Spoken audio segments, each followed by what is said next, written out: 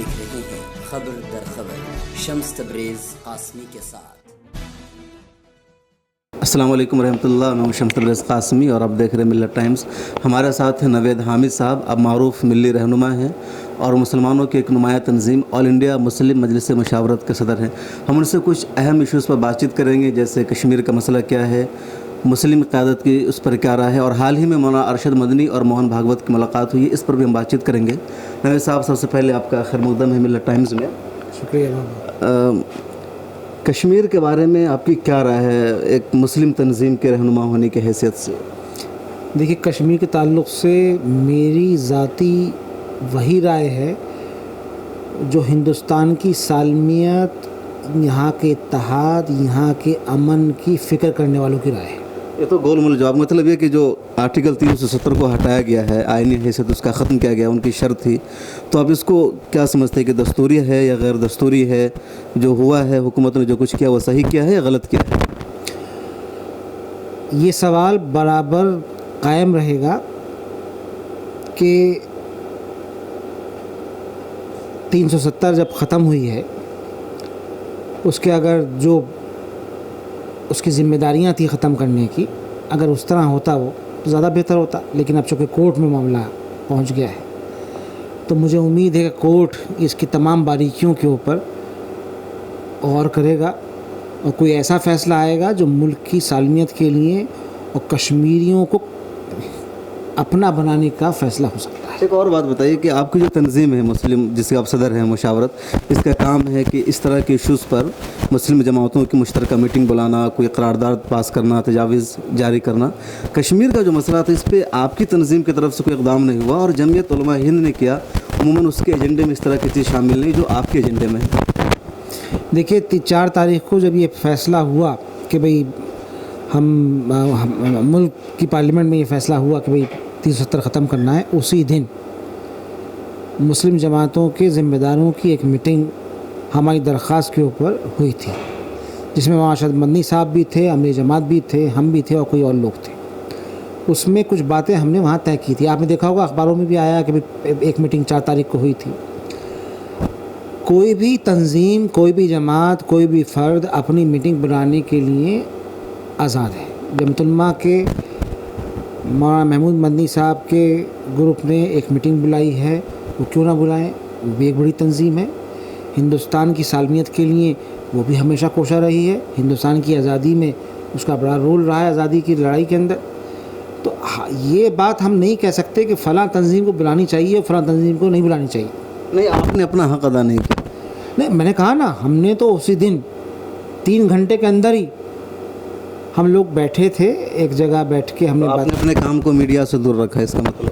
हर चीज़ media में। मैं आपने देखा होगा, मैं बहुत सारी मुस्लिम जमातों की हमने पिछले अपने दौर के अंदर 4 मीटिंगें की हैं। यहाँ पे मुशावरत में कभी नहीं हुई इतनी बड़ी बड़ी मीटिंगें, हम कभी नहीं देते। कुछ चीज़ें प्रेस से दूर रखनी चाहिए और एक लाएअमल बन जाए वो ज़्यादा बेहतर है, या प्रेस में आए वो ज़्यादा बेहतर है। अच्छा, उमूमन हिंदुस्तान में रह के जो हिंदुस्तानी मुसलमानों कश्मीरियों की लड़ाई में कभी शरीक नहीं रहे हैं, ये मसला भी ऐसा ही था ना। आवाम जो उमूमन कोई मसला होता है हिंदुस्तान में, तो जो युवा है या हिंदुस्तान की मुस्लिम आवाम है, वो मुस्लिम क़यादत पर रिएक्शन करती है, उनसे मुतालबा करती है वो क्यों खामोश है। कश्मीर के मसले में ऐसा नहीं था। फिर क्या ज़रूरत पड़ी कि मुस्लिम क़यादत ने अचानक एक मीटिंग की, एक करारदाद पास की, जिसकी जो लाइन थी वो बता रही थी कि वो हुकूमत के ख़िलाफ़ नहीं है, और नहीं है तो मतलब साथ है, अल्फाज का रद्द-बदल होता है। देखिए, ये कुछ मुल्की मुफाद में बात होती है, वो सियासत से ऊपर उठ के होती है। ये बात कहना गलत है कि मुस्लिम जमातें और मुस्लिम आवाम कश्मीरी आवाम के साथ कभी खड़ी नहीं हुई। हमेशा मुसलमानों ने और दूसरी ह्यूमन राइट्स ऑर्गेनाइजेशन में यहाँ पे जो काम करने वाली हैं, ह्यूमन राइट्स ऑर्गेनाइजेशन तो साथ रही हैं उनके। मैं पूरी बात कर लूँ कि तमाम जमात इस्लामी का रेजोल्यूशन देख लीजिए, जमात उलमा के साबिक़ा रेजोल्यूशन देख लीजिए, मुशावरा के साबिक़ा रेजोल्यूशन देख लीजिए, इंडियन यूनियन मुस्लिम लीग के साबिक़ा रेजोल्यूशन देख लीजिए। ये तो मुस्लिम जमातें हैं, और कौन मुस्लिम जमातें हैं। हमेशा उसने ये कहा है कि कश्मीर अगर हमारा है तो कश्मीरी भी हमारे हैं। कश्मीर के ऊपर अगर आप बात करेंगे तो कश्मीरियों पर जुल्म करने की बात नहीं हो सकती है। ये एक मुतनाज़ा ये मामला हमेशा रहा है कि भाई मुसलमानों के ऊपर इल्ज़ाम लगता रहा है। آپ کہہ رہے ہیں کہ وہ آپ مسلمان اور مسلم جماعتیں بات نہیں کرتی ہیں، اور جو مسلم مخالفین ہیں اس ملک کے اندر، وہ یہ کہتے ہیں کہ ہندوستانی مسلمان کشمیری انتہا پسندوں کی حمایت کرتے ہیں۔ تو اس پوری کشمکش کے اندر دونوں طرف سے جو ہے وہ ہندوستانی مسلمان اور ہندوستانی مسلمانوں کی مسلم جماعتیں جو ہیں وہ ہمیشہ حملے پہ کا وہ رہتی ہیں۔ ایسا نہیں ہے، ہمیشہ مسلم جماعتوں نے یہ کہا ہے کہ بندوق کی نوک کے اوپر کشمیر میں امن قائم نہیں ہو سکتا۔ ہمیشہ یہ کہا ہے کہ جتنے بھی اسٹیک ہولڈر ہیں کشمیر کے اندر ان سب سے گفت و شنید ہونی چاہیے۔ کشمیر کا کیا ہوگا؟ جو آئینی حیثیت ہے یا جو تاریخ میں درج ہے، کئی سارے ججز وکلا کہہ رہے ہیں کہ 370 بنیاد تھی کشمیر کے ہندوستان کے ساتھ الحاق کی، 370 ختم تو ہندوستان کے ساتھ کشمیر کا الحاق بھی ختم۔ کئی سارے جج یہ بات کہہ رہے ہیں، وکیل کہہ رہے ہیں، آپ اس کو کس طرح دیکھتے ہیں؟ دیکھیں، میں تو یہ بات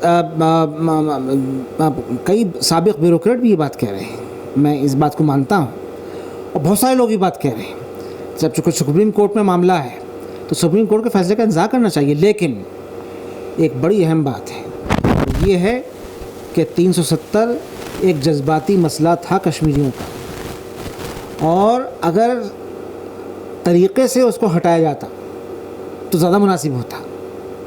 یہ جلد بازی کے اندر ہوا ہے، اس میں کوئی دو رائے نہیں ہے، اور سب سے زیادہ خطرناک بات اور افسوسناک بات رہی ہے اس پورے پرکرن میں، اگر آپ ہندی میں کہیں کہ پرکرن کے اندر، کہ جو وہاں پر نیشنلسٹ سیاستداں تھے، مولانا کیا کہتے ہیں فاروق فیملی تھی، مفتی سعید فیملی تھی، اور دوسرے کانگریس کے بڑے اہم لوگ تھے، ان سب کو آپ نے پورے ملک کے سامنے ذلیل کر دیا، ادھر کے رہے ہیں نہ ادھر کے رہے ہیں، ان کو ذلیل کر دیا۔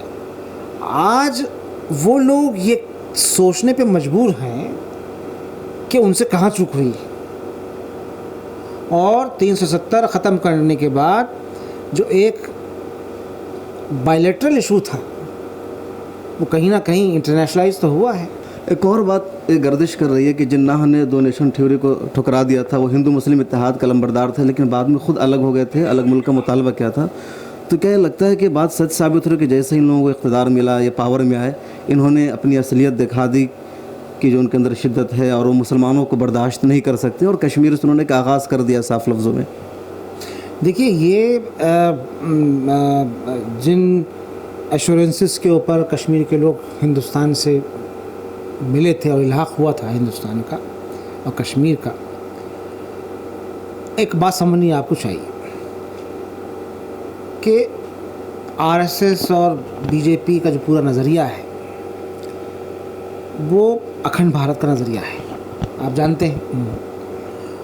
ان کو پتہ نہیں یہ کیوں لگتا تھا کہ 370 جو ہے وہ ایک بیریئر ہے اس خواب کو پورا کرنے کے لیے، اکھنڈ بھارت کے خواب کو پورا کرنے کے لیے۔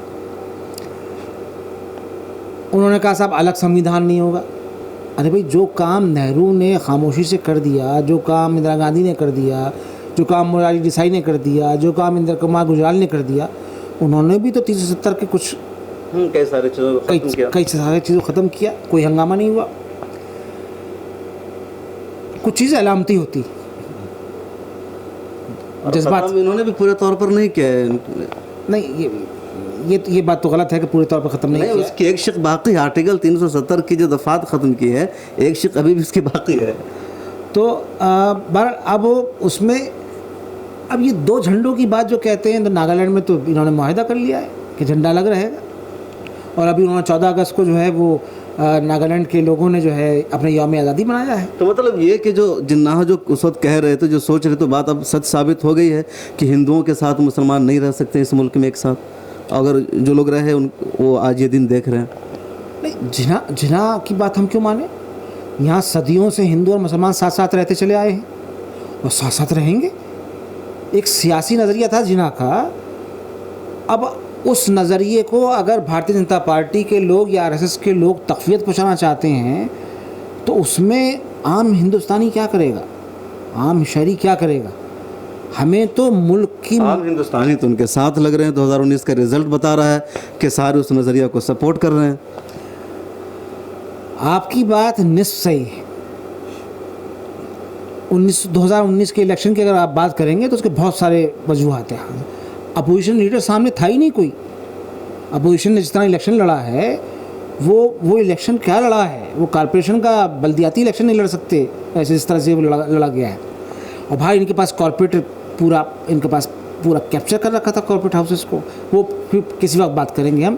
तो अभी तो मैं कन्फाइन करता हूँ कि भाई जो इनका पूरा नज़रिया है कि दो झंडे नहीं हो सकते। अब नागालैंड में तो आप पासपोर्ट देने के लिए तैयार हैं, अलग झंडा देने के लिए तैयार हैं आप वहाँ पे, उस पर क्या बात करेंगे। इसको हिंदू मुसलमान की तरह तो ही चाहते हैं उठाना। भारतीय जनता पार्टी के कायदीन का पूरी पॉलिसी ये है कि वो चाहते हैं कि इसको हिंदू मुसलमान इशू बनाया जाए। हमें कोशिश ये करनी है कि हमें इसको हिंदू मुसलमान इशू बनने नहीं देना है। जब भारतीय जनता पार्टी चाह रही हिंदू मुस्लिम इशू बनाना, दूसरी तरफ आरएसएस मुसलमानों के रहनुमा अरशद मदनी से उसने मुलाकात की है और वो पैगाम देने की कोशिश करे कि हिंदुस्तान में हिंदू मुस्लिम एक साथ हैं। तो फिर ये तज़ाद क्यों है उनके अमल में, उनके ख्याल में? देखिए, भारतीय जनता पार्टी हुकूमत कर रही है। उसने जो कुछ भी 370 के ताल्लुक़ से किया, 4 रियासतों में अभी इलेक्शन होने वाला है। आपको मालूम है मंदी का कितना ज़बरदस्त दौर चल रहा है।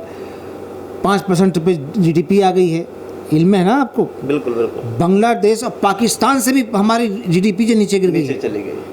मालूम है ना आपको बात? ये 72 रुपये 25 पैसे हमारा रुपए की कीमत डॉलर के मुकाबले में हो गई है। सबसे ज़्यादा कमज़ोर इस वक्त रुपया हो गया है। तो उस पूरे मसले से नौकरियां, लाखों नौकरियां ख़त्म हो गई हैं। 4 करोड़ नौकरियां ख़त्म हो गई है। मोदी जी का एक रिकॉर्ड ये भी बना। हाँ, ये रिकॉर्ड में बना है। उसके बाद जितने ऑटो इंडस्ट्री है वो बिल्कुल कोलैप्स हो गई है। तो अब आवाम से, जनता से भटकाया कैसे जाए? ऐसे ही इशू तो करके भटकाएंगे। तो आरएसएस दूसरी तरफ इस तरह की कोशिश क्यों कर रही है? और अभी मैं इसी पस मंज़र में जानना चाहूँगा कि जमीयत उलमा हिंद के सदर मौलाना अरशद मदनी की मुलाकात हुई मोहन भागवत से, और ये सारी कोशिश उनकी तरफ से हुई, तो ये क्यों हो रही है? आरएसएस की तरफ से हुई है, तो आरएसएस क्यों कोशिश कर रही है मुलाकात करने की, और क्यों वो उनको साथ मिलाना चाह रही है? अभी ये खबर भी आ रही है कि दोनों मिल करके मुश्तरका प्रेस कॉन्फ्रेंस करेंगे। देखिए, मौलाना अरशद मदनी साहब से जो उनकी मुलाकात हुई है, जो हमारे पास इत्तलात हैं, अखबार में भी आई हैं, इधर उधर से भी खबरें मिली हैं, ये कोई मुलाकात एकदम नहीं हुई है। इसकी ज़मीन पिछले 18-19 महीने से बनाई जा रही थी। और मौलाना अरशद मदनी साहब ने 2019 के इलेक्शन से पहले मिलने से अवॉइड किया था, जो मुझे मालूम है बात, चूँकि उसका एक अलग पैगाम जाता कि भाई शायद जमीयत उलमा आरएसएस के और बीजेपी के हिमायत में आ गई। लेकिन अगर मुलाकात हुई है तो इसमें हर्ज क्या है? मुखालिफिन से और दुश्मनों से तो बात की जाती है। मुखालिफिन और दुश्मनों से तो बात की जाती है। आरएसएस ने मुलाकात की पहल की है, तो इसका क्या मतलब हो सकता है? ये तो हमेशा मुतालबा रहा है मुसलमानों की तरफ से, या मुस्लिम जो क़यादत है वो आरएसएस से मिले, बीजेपी से मिले, लेकिन मुसलमानों ने हमेशा बीजेपी से दूरी बनाए रखा, कांग्रेस के अलावा कहीं गई नहीं मुस्लिम क़यादत।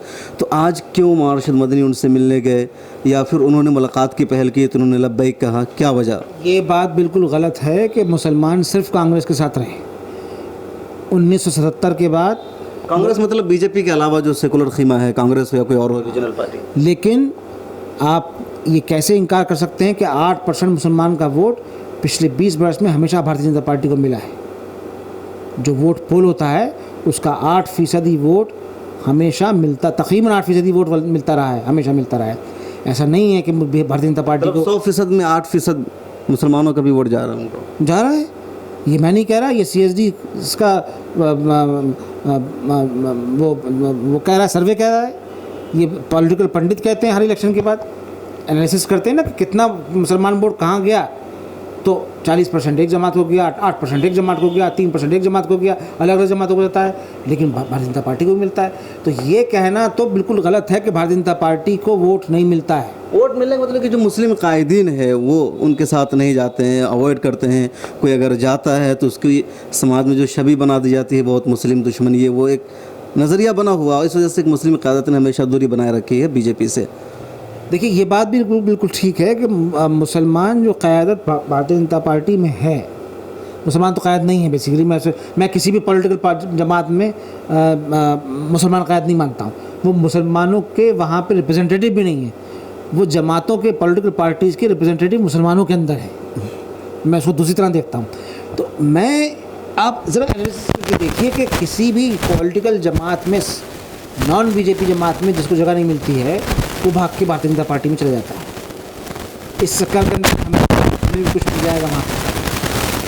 ایک زمانہ وہ تھا کہ 1980 کی دہائی کے اندر کہ دلی کی میں بتاؤں آپ کو بات کہ دہلی کے اندر جتنی مسلم ڈومینیٹڈ اسمبلی کانسٹیٹوئنسی اس زمانے میں میٹروپولیٹن ہوتی تھی، جتنی مسلم ڈومینیٹڈ کانسٹیٹوئنسی تھیں سب بی جے پی جیتی تھی۔ اچھا، میں بات کر رہا تھا وہ مولانا شیخ مدنی اور موہن بھاگوت کی ملاقات پر۔ مولانا کی جو ملاقات ہوئی موہن بھاگوت سے، تو کیا آپ لوگ کے بات علم میں تھی؟ مولانا کبھی تذکرہ کیا کہ ہم ان سے ملنے جا رہے ہیں، یا خاموشی کے ساتھ انہوں نے ملاقات کی؟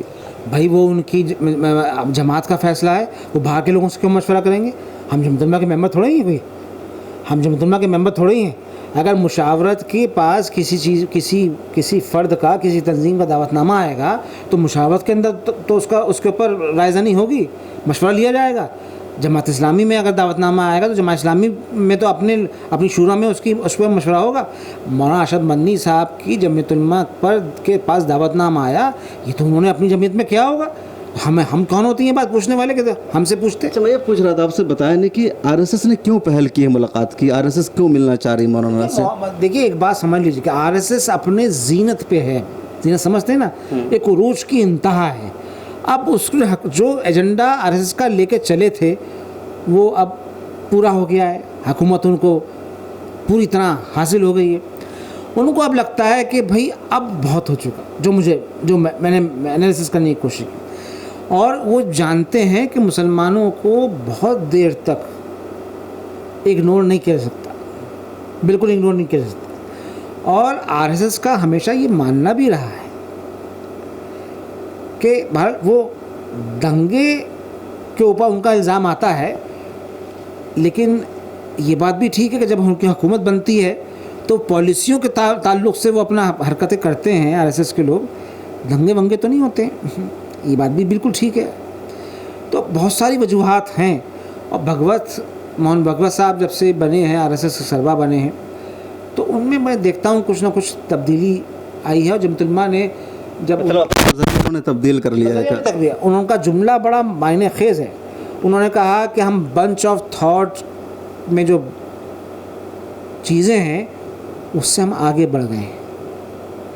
میں ایک بات کہتا ہوں کہ اگر ان کی طرف سے پہل ہوئی ہے، ہمیں جا کے ان سے بات کرنی چاہیے۔ مولانا نے بہت صحیح کیا، پورا اسلامی جو پوری تاریخ اٹھا کے دیکھی۔ ٹائمنگ کا سوال ہے کہ کشمیر سے 370 کو ختم کر دیا، انٹرنیشنل میڈیا میں آر ایس ایس کو دکھایا جا رہا ہے کہ یہ مسلمانوں کی نسل کشی کر رہے ہیں، یہ دہشت گرد آرگنائزیشن ہے، پاکستان بار بار تحریک چلا رہا ہے۔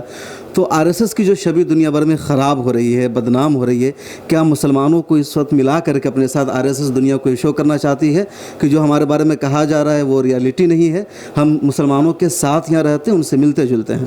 کیا ایک دو میٹنگوں سے وہ شبیہ ختم ہو جائے گی؟ ملاقاتوں سے شبیہ ختم نہیں ہوتی ہے، عمل سے شبیہ ختم ہوتی ہے۔ ان کا عمل کیا ہوگا یہ وقت بتائے گا۔